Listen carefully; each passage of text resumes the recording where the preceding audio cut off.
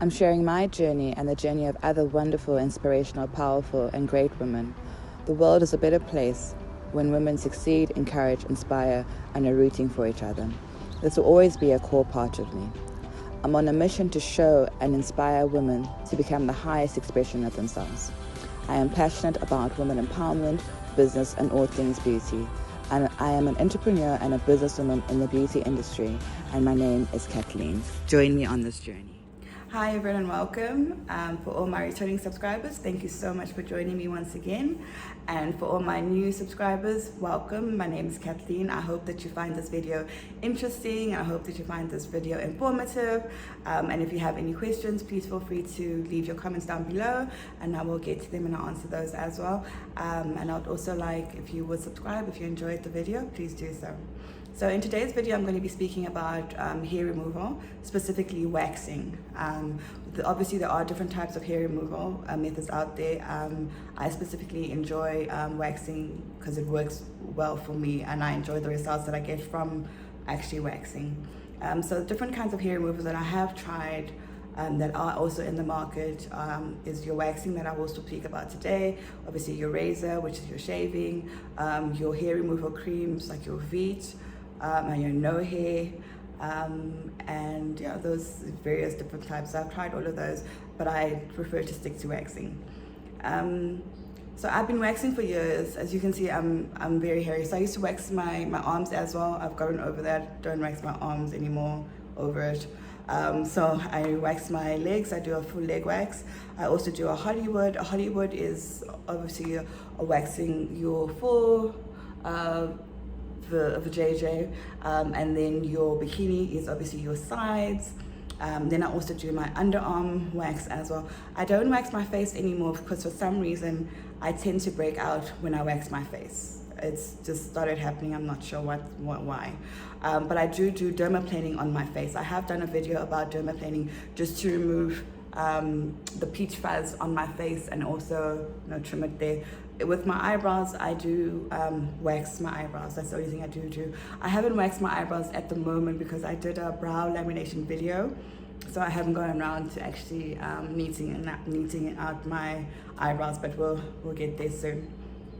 So I want to speak to you about waxing. I think during the pandemic, a lot of people decided to do a lot of things at home and not visit a spa, just trying to be safe, which is very understandable. And a lot of people got a lot of wax products from different places. I think as much as you have gone and gotten the wax from different places and you want to wax at home, it is still very dangerous if you don't know what you're doing. So I suggest that you read up about it. Or you watch the video, because in the video we actually do a bit of a demonstration to show you how to lay the wax, which way you lay the wax if the hair's going this way, if the hair's going that way, which way you lay the wax, which way you actually rip the wax off in which direction. So we will go over all of that in the actual video that you'll be seeing just now. So in the video, we only did a leg wax. We did an underarm wax as well, and she decided to do a wax on my toe, which I've never done. I've been waxing for years, but I've never waxed my toes. I didn't even know it was a thing, but apparently it's a thing. You can wax almost everything. So where we are right now, we wax everything from legs to back to the JJs, to men's waxes, to back waxing, to face waxing, you can wax anything that has hair on. Obviously not your head, but you can wax anything that you have hair on. So I also just want to speak about something also that helps me. I think a lot of people also suffer from ingrown hair, whether or not it's from shaving or it's from waxing or whatever form of hair removal that you do decide to use. But a lot of people suffer from ingrown hair, and a lot of people don't know how to treat the ingrown hair. So for myself, I use this. So this you use after you've waxed. You give yourself a day or two after you've waxed, and you use this obviously gently on the area that you have waxed. Then after that, you go in with Fosslin.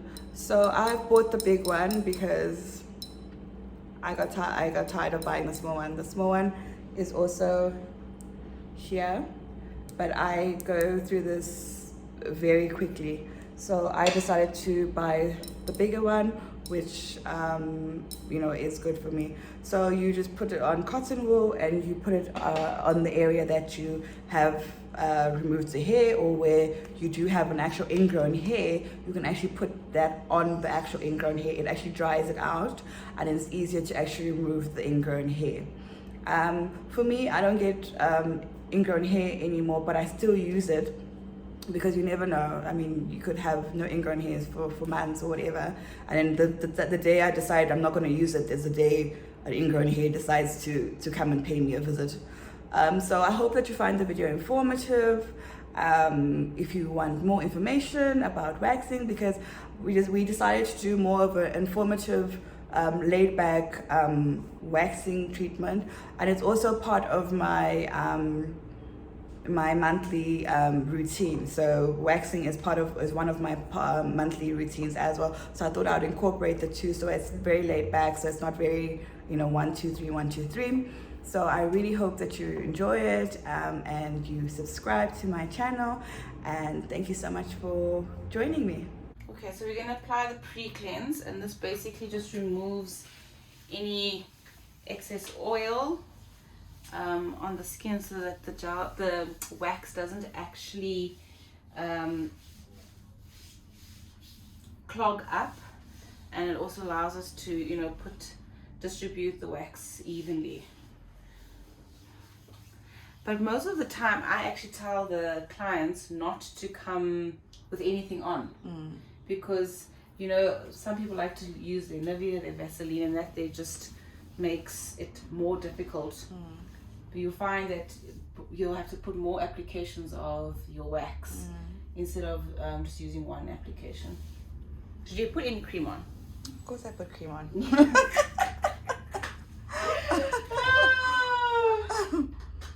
Alright, so your hairs are a little bit short, which is fine. It's still waxable. But most of the time you want to have your hair pretty much long, so that it actually removes the hair follicle, and you don't break the hair when you actually remove it with the strap. So we're going to use your cold wax on the legs, and here we go. How are you feeling? It's fine.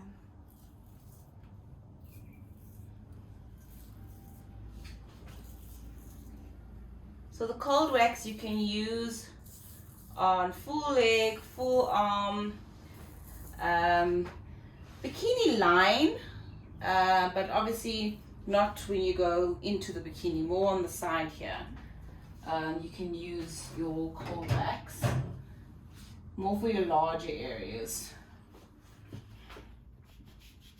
And when we apply the wax, we're actually applying it with the hair growth, not against the hair growth. And when you're pulling off? Right, so as most people do when they're pulling off, they obviously want to avoid bruising, breaking the actual hair, but also you want to remove the hair follicle. So it's always good to use your left hand where you pull and you apply down, and then you use your right hand and you're basically pulling like that. Lovely. You don't pull up, because if you pull up, that's when you actually hurt yourself. That's where you feel more pain. So you can actually see. And the faster you go, the better, less pain. And you want to avoid the wax from actually cooling down. So for someone like us, myself and you, that have big calves, you really want to support. So you're always using this hand where you're just holding the wax strip and you're pulling like that.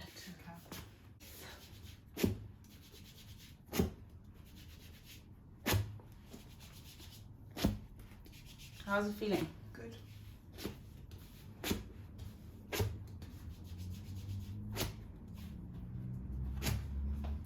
let's bring it in like that.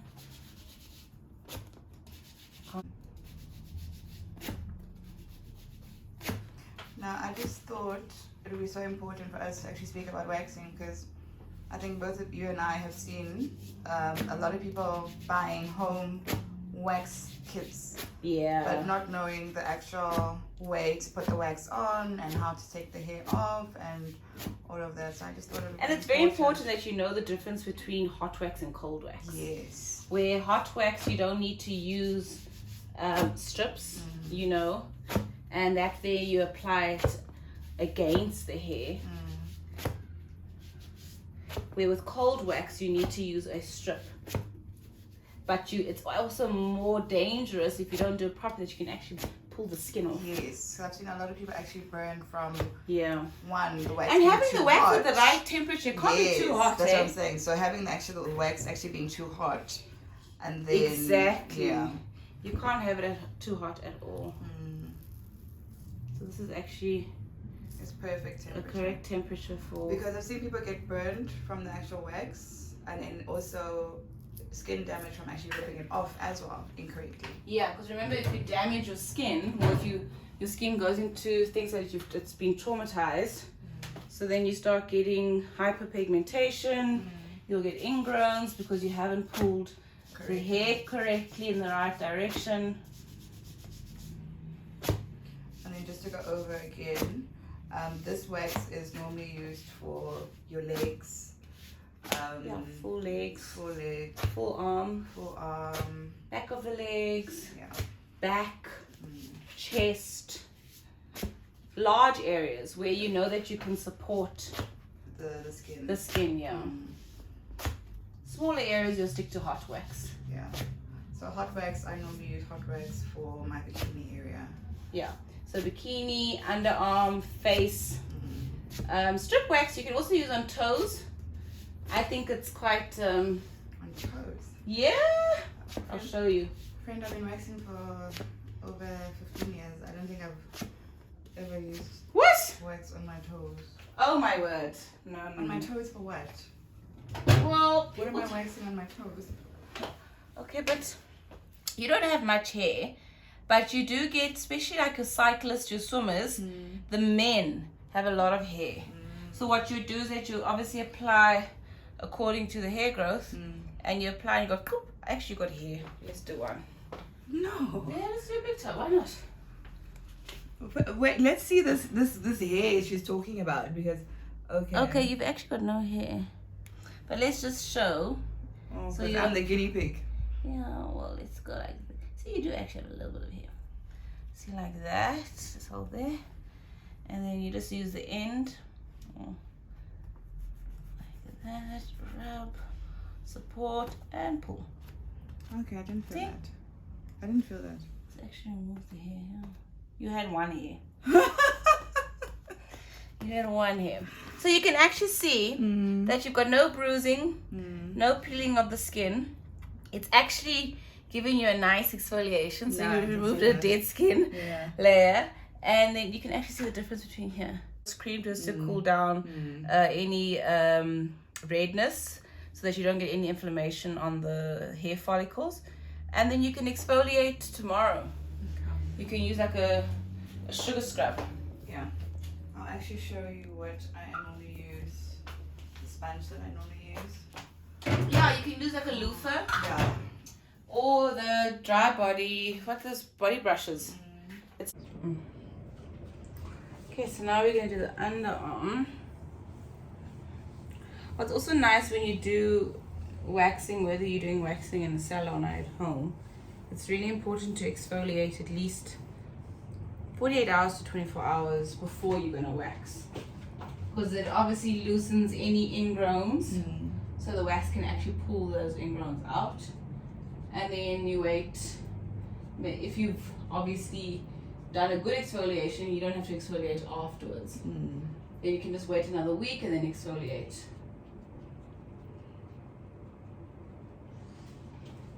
Okay, so with the underarm we're going to use hot wax. However, some people use strip wax, but I don't like it, because I'm against you it. can actually really damage and pull the skin off.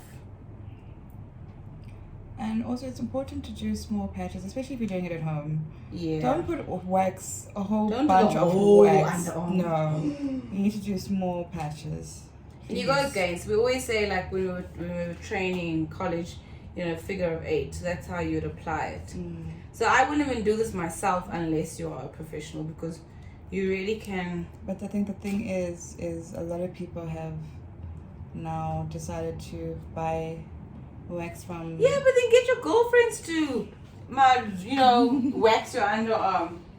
Imagine walking around for at least a week with you can't put your arms down. You can't put your arms down, number one. Number two, you can't put any deodorant on. So now you worried about the smell. All you can do is put on powder, where you could just ask someone to be there as your support.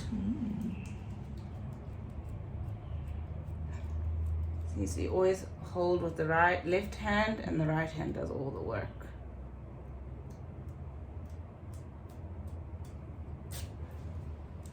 Lovely. Quick, easy, and done. So you can actually see the hairs too here. I don't know if you can see. It really has pulled out from the hair follicle. I think that's why most people like hot wax. Yeah. I'll put it here. I think that's why most people like hot wax, because you tend to actually pull out more hair with hot wax than the strip wax. Yeah.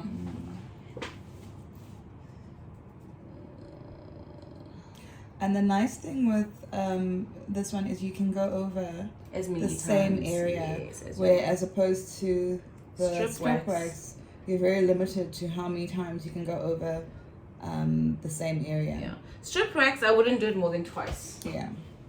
Twice is even a bit too much. It's because it's really what's the word, friend? It's really tough on the skin. Yeah. Whereas the hot wax, it's she can go over, especially like your underarm, because there's obviously hairs here and there that or don't grow in the right direction, the same direction. So with this, you can go over it, 4 times even, just to make sure that it's out. This is very nice for ingrowns. You can actually, you'll notice that if you really are one of those that loves waxing, you'll actually see with your clients after a couple of months that they won't have a lot of ingrowns. So like for me, my bikini area, I use the hot wax, and I very limited hair growth because of consistency and because of the actual hot wax as well. Yeah, then underarms you obviously do every 4 weeks, because even if you wax after 2 weeks because you're getting stubble hair, you're defeating the purpose of regulating the hair growth. So to get the hair growing at the same pace, you really want to stick to those 4 weeks gaps, but some ladies don't like hair at all. I think I might be one of those. So you use powder. We won't use the post cream because it's underarm. Alright, and that is how you do an underarm wax. Thank you. Very simple.